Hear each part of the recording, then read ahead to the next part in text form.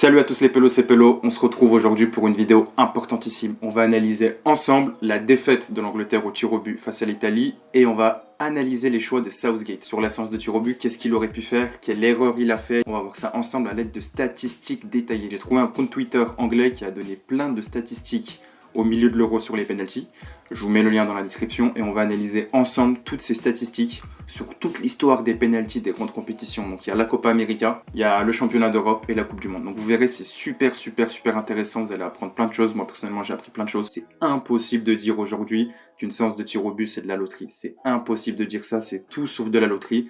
Et cette vidéo va vous le prouver avec ces statistiques. Alors j'ai vu beaucoup de choses déjà. Certains disaient que c'est Harry Kane qui aurait dû prendre le dernier penalty parce que c'est le penalty le plus difficile, etc. Donc pourquoi Harry Kane c'était un bon choix de tirer en premier? Déjà il faut savoir que sur une séance de tir au but, le 5e tireur d'une équipe tire dans seulement 58% des cas.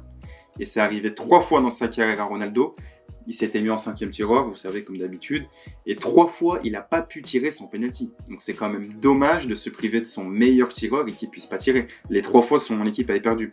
Pourquoi aussi c'est un bon choix? Parce que c'est prouvé statistiquement que quand ton équipe mène au score, c'est plus facile pour le tireur suivant de marquer. Forcément, il y a moins de pression. On se dit pas, oulala, si je le loupe, c'est peut-être la fin de la séance. Donc comme je vous l'ai dit, on va analyser les erreurs de Southgate. Moi, il y a une déclaration qui me dérange dans Southgate.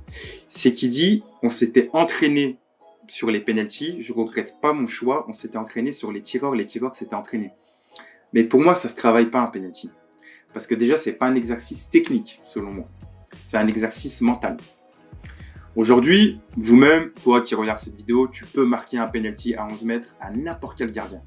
Un penalty, je vais pas t'en dire d'en tirer 50 et de mettre les 50, mais un penalty, je te mets face au meilleur gardien du monde, tu peux le mettre. Parce que techniquement, c'est pas très difficile. On est à 11 mètres, la cage fait 7 mètres 32 de largeur. Tout le monde peut marquer un penalty. Par contre, c'est un exercice mental très difficile. Et on va le montrer avec les statistiques. Et aujourd'hui, la pression d'une finale à Wembley devant 66 000 personnes, avec 1 milliard de téléspectateurs, tu peux pas la reproduire à l'entraînement. C'est impossible. À l'entraînement, si on était à la séance, vous aurez vu les joueurs grand sourire, on loupe, c'est pas grave, aucune pression. Donc c'est pour ça que les travails à l'entraînement, c'est pas très représentatif de la réalité. Donc déjà, je suis pas d'accord avec cette déclaration de Southgate.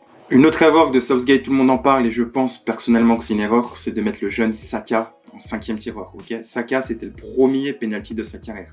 Il a 19 ans. Et quand on regarde justement les statistiques de ce compte Twitter, plus vous avancez dans l'ordre des tireurs, plus c'est difficile de marquer. Le premier tireur, il a à peu près 87% de chances de marquer. Après, on met généralement les meilleurs tireurs, mais c'est aussi du fait qu'il y a beaucoup moins de pression. Et plus on avance dans le nombre de tireurs, plus c'est difficile. Donc regardez, s'il y a une mort subite, donc entre 6 et 9 penalties, donc 6e penalty, 7e penalty de l'autre équipe, etc. Là, on arrive à seulement 70% de but marqué. Donc dès qu'il y a une mort subite, c'est beaucoup plus difficile. Mais le 2e tir, c'est plus difficile. Le 3e, le 4e. Après, on remonte un petit peu sur le 5e penalty et on va voir ça ensemble. Pourquoi? Donc c'est une autre donnée à prendre en compte et ça montre encore une fois que la séance de penalty, c'est un exercice mental et rien d'autre. Ok? Quand vous avez un tir positif à tirer, ça veut dire un tir qui peut donner la victoire à votre équipe. Vous avez 92% de chances de marquer. C'est énorme. En moyenne, un penalty, c'est entre 78 et 80%. Là, si c'est le penalty de la victoire, vous avez 92% de chances de marquer. C'est absolument énorme. Parce que c'est un penalty qui va procurer une sensation positive. Okay, à l'inverse, quand vous avez un penalty avec une sensation négative, on tombe à 61%. Vous avez quasiment une chance sur 2 de louper le penalty. Et c'est ce qui est arrivé à Saka là. Il était dans la peau du « si je loupe, on est éliminé ». C'est ce qui était arrivé à Mbappé aussi. Si je loupe, on est éliminé. Exactement la même configuration. C'était arrivé aussi à Anelka, je m'en souviens très bien. Finale de la Ligue des Champions contre Manchester. Une autre donnée statistique qui est importante, mais là, Southgate n'y est pas vraiment pour grand-chose, c'est de savoir quelle est la première équipe qui va commencer à tirer. L'équipe qui tire en premier à la séance de penalty a environ 57% de chances de gagner. Donc déjà, avant même que la séance de penalty commence, on n'est plus sur une histoire de loterie de 50-50. Ça, Chiellini l'a bien compris, il a choisi de tirer en premier en demi face à l'Espagne, ça lui a réussi. Il a choisi de tirer en premier en finale contre l'Angleterre, ça lui a réussi. Une donnée aussi qui est super intéressante, c'est vraiment très intéressant, c'est que les séances de penalty du passé ont un rôle et ont une conséquence sur la séance de penalty actuelle, quand on regarde ce graphique. Donc si votre équipe est sur 2 victoires consécutives ou plus, vous marquez 89% de vos penalties. Si votre équipe est sur une victoire, vous êtes à 83% de chance de marquer vos pénaltys. Et là aussi, l'Italie avait remporté sa séance de pénalty contre l'Espagne. Donc, ils avaient, on va dire, un avantage psychologique. Ils étaient en confiance. Donnarumma, on l'avait arrêté. Les tireurs de pénalty, on avait marqué. Ils avaient cet avantage psychologique en plus. Et l'Angleterre, on l'a très très souvent dit, ils ont été très très longtemps maudits sur les séances de pénalty. Et en fait, c'est comme un effet boule de neige. Vous perdez des séances de pénalty, vous avez plus de chances de perdre la suivante. Vu que vous venez de la perdre, vous avez plus de chances de perdre la suivante, etc., etc., etc. Et l'Angleterre, ils avaient perdu 4 séances de pénalty consécutives en Coupe du Monde. Et la dernière, ils l'ont remportée, c'était en quart de finale en 2018 contre la Colombie. Par contre, sur l'Euro, ils étaient à 3 séances de pénalty perdues consécutivement. Et là, c'est la 4e. Donc ça prouve bien qu'ils sont maudits et ça trotte dans leur tête, les joueurs, ils le savent. On n'a pas remporté de séance de pénalty depuis 20 ans, 30 ans, 40 ans, etc. Ils le savent et ça a une répercussion négative. Et on le voit sur le graphique, si vous êtes à 2 défaites consécutives en plus votre pays, vous marquez seulement 56% de vos pénaltys. Vous avez quasiment une chance sur 2 de louper le penalty. Et ça arrive à plein d'équipes. Lyon, par exemple, ils sont réputés pour être mauvais sur les séances de penalty. Et si on regarde, je vais vous mettre en description, il faut que je retrouve exactement. Je crois que sur les 20 dernières séances de penalty, ils en ont perdu 16. Et ils en ont gagné seulement 4. Donc on est très très loin du 50-50. Et ça, encore une fois, c'est vraiment indépendant de Southgate. Il ne peut rien faire pour ça. Encore quoique, Southgate avait loupé un penalty face à l'Allemagne en demi-finale de l'Euro. Je crois que c'était l'Euro 92 ou 88. Il avait loupé le penalty décisif face à l'Allemagne. Et c'est le premier d'une série qui a ensuite engendré d'autres défaites en penalty. Donc bon, il n'est pas responsable en tant qu'entraîneur. Et c'est dur de dire qu'il est responsable en tant que joueur. Mais statistiquement, les faits sont là quand même. Il y a aussi un journaliste qui a interviewé 10 joueurs qui ont tiré un penalty lors de l'Euro 2004. Et il a demandé à ces 10 joueurs quels sont les sentiments qu'ils ont ressentis au moment de tirer le penalty. Donc il y a plusieurs sentiments qui sont rentrés en compte. La joie, l'excitation, la peur, la colère, la confiance, la détermination. Enfin voilà, je vous mets le graphique. Et il y a un seul sentiment que les 10 joueurs ont donné, c'est l'anxiété, le stress. Ok ? Et vous êtes d'accord avec moi que plus on prend de l'âge, plus on a de l'expérience, mieux on arrive à gérer son stress. Tout le monde va ressentir du stress quand il va tirer le penalty. Les 10 joueurs, 10 sur 10 l'ont ressenti.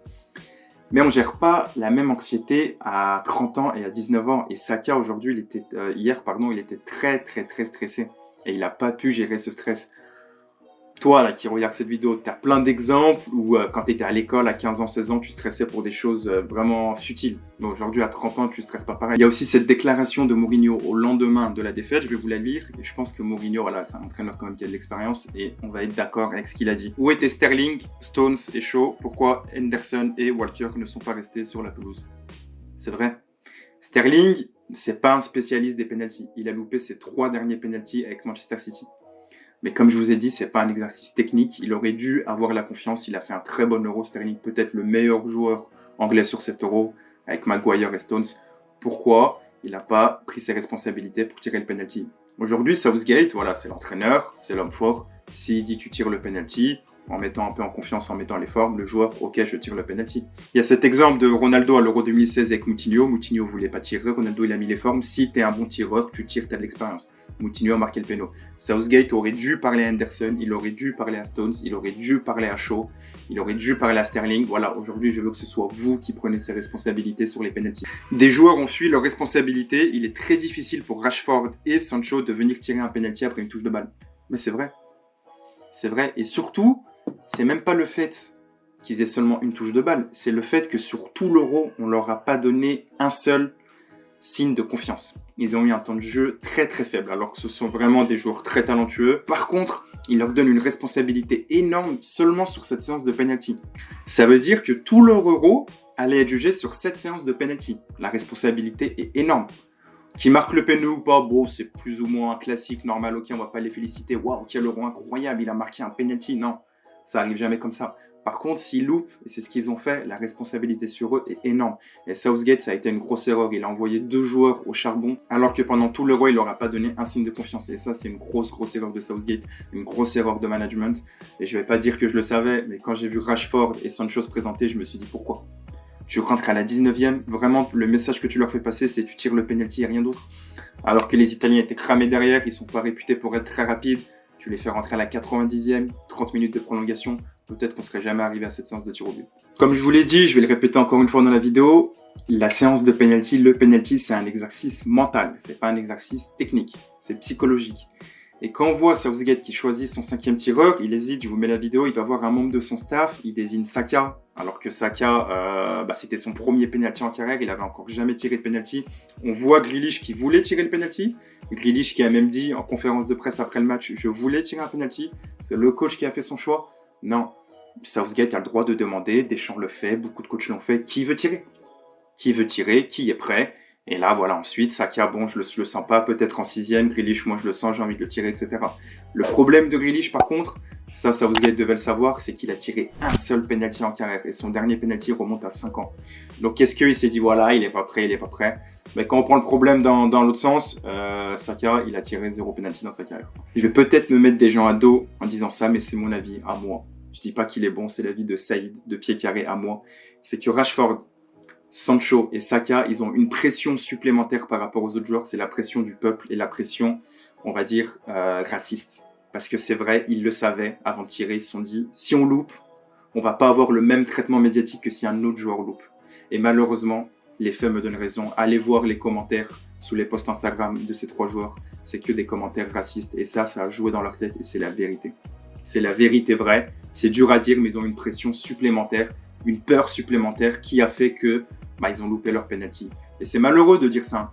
Mais si un autre joueur avait loupé ce penalty, ok, il aurait eu des critiques, ok, il aurait eu des remarques de la presse, des tabloïds anglais, mais il n'aurait pas eu de commentaires racistes, il n'aurait pas eu cette pression, ces menaces, parce que ces joueurs, ils ont reçu des menaces de mort sur eux et leur famille.